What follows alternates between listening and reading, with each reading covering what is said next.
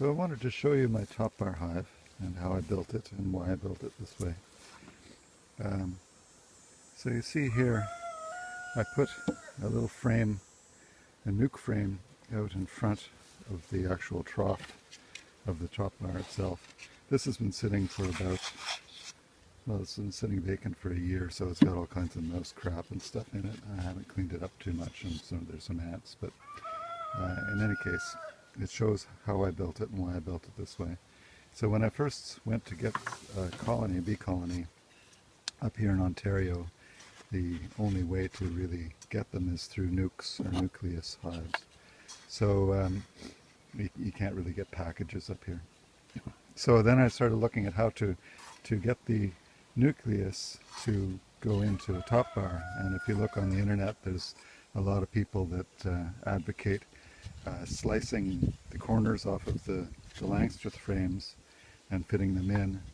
And I'm not that familiar with bees at this point in my life, so I didn't really like the idea of hacking at these frames with live brood and bees all over them. So instead I built this Langstroth frame that can take about four Langstroth frames, and I put it on the front. And so the Langstroth frames fit in here, obviously, and the top bars start right here. And it's important that they actually start right next. So when I first made this, I actually had wood across here. And so what happened is the bees pulled their first frame underneath that piece of wood that went across. And that's not removable, so that's not the greatest idea. So really when you build this, you should cut it so that the first top bar can go right there, right next to the Langstroth frame. And that way they can just continue on without a gap. And so you just put the top bars in here and the Langstroth frames there, and on it goes. And so over here I have a top bar hive that I did that to last year. At around end of June, I guess, I got a nuc, and so I put it in, and it built up strong the first year and then overwintered fine. And now it's the first week of August up here in Ontario, and I'll show you, I'll open this up and I'll show you how it's looking.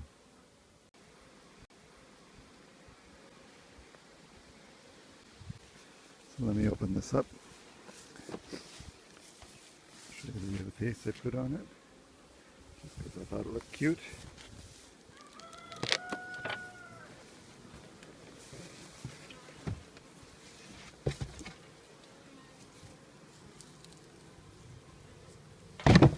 Whoops, that's not going to make them happy.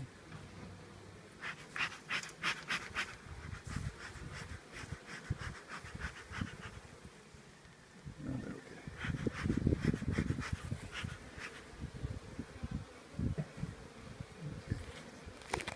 So,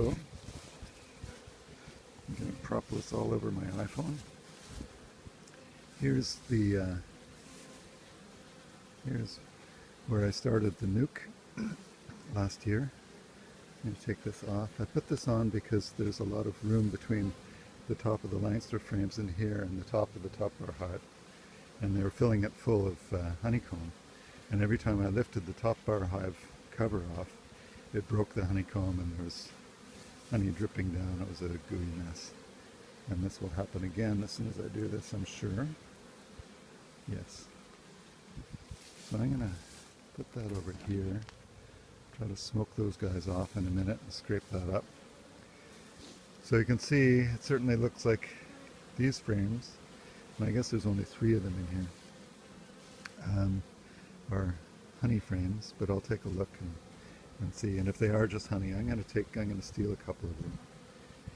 But you see that this built up from here. The queen went into the top bar hive, and now the brood frame is in here, and it's going very well. It's about 2/3 of the way over here, so if I were to go in back, you'll probably see at about this point, you see the comb being hung down here,